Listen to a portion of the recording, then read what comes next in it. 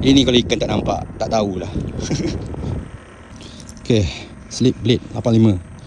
Mesti ramai yang tahu crankbait ni daripada Setai Laut.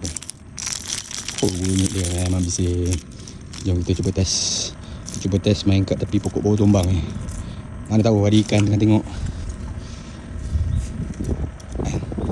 Tapi dia ada potensi untuk sangkut juga, sebab dia main bawah kan.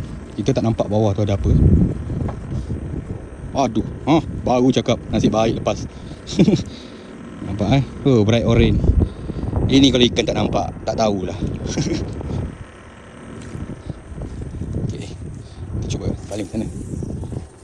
Alright.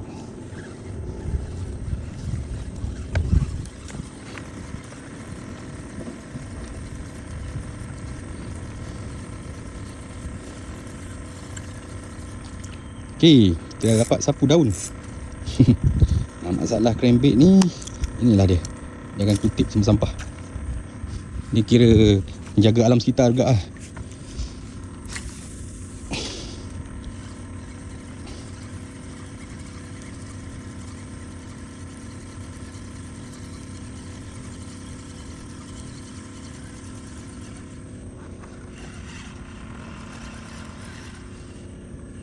Oh, nampak dia punya U-turn tu.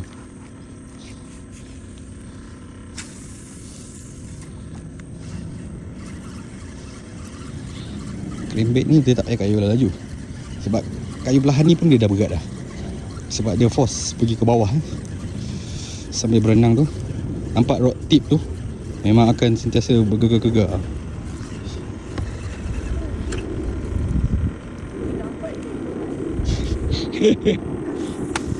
InsyaAllah ada rezeki ada.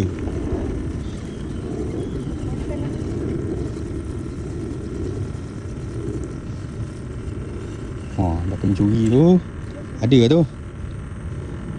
Okay, alamak.